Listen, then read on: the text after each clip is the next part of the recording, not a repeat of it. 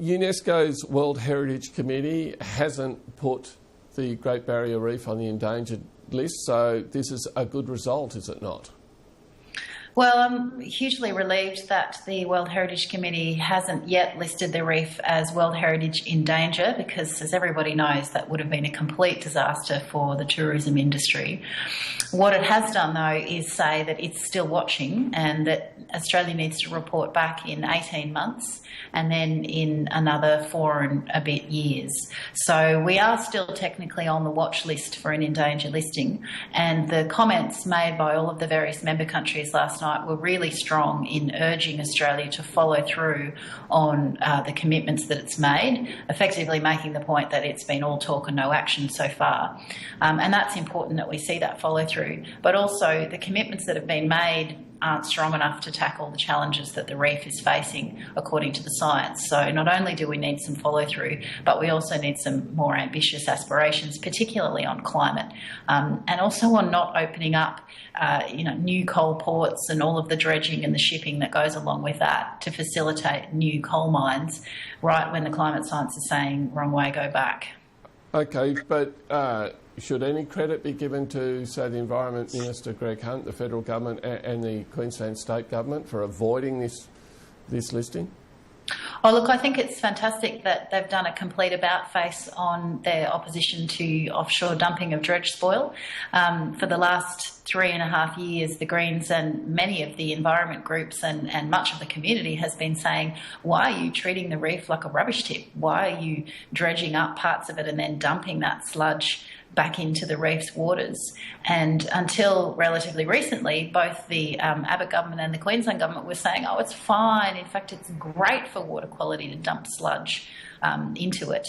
And thank heavens they've now completely abandoned that approach and they've accepted that you should not treat the reef like a rubbish tip. So that is indeed a step forward. The science was always clear, but for some reason they couldn't see the writing on the wall. They've now heard that really strong community opposition and have made that change. They haven't yet looked at stopping dumping dredge spoil from maintenance dredging, and they haven't yet looked at reducing the vast amount of dredging that they do. So there's still a long way to go, but certainly I do welcome the fact that the community's voice has made an impact on both levels of government. We need more than talk, though. We actually need some serious science-based commitments and some proper funding and legislative backing and some additional stronger commitments if we really are going to safeguard the reef, which we just have to do.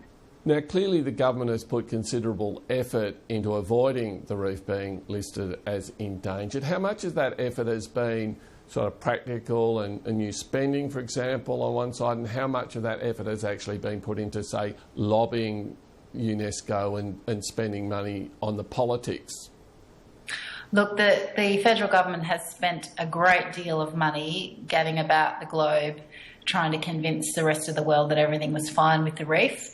Through the Senate estimates process, we revealed that it was in the hundreds of thousands of dollars that various ministers and senior bureaucrats had spent trying to convince other countries that the reef was perfectly fine. I think that money would have been infinitely better spent actually addressing the threats that the reef faces.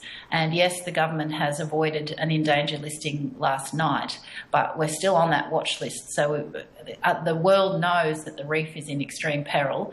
Our own science bodies are saying that the reef, the outlook for the reef is poor and it's predicted to deteriorate further. So it's perfectly clear that we have a real problem and we need to address climate change, we need to address water quality, we've got to seriously tackle crown of thorns, we need to actually support farmers to reduce runoff, we need to stop dredging and dumping and treating the reef like a shipping highway. There's an awful lot that needs to be done. Some small progress has been made. Some of those things are now being seriously considered. A whole raft of them are not.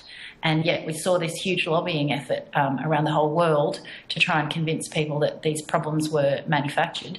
Well, they're not. They're real. And the government's got to do a damn sight better in the next 18 months, or we could well face that endangered listing.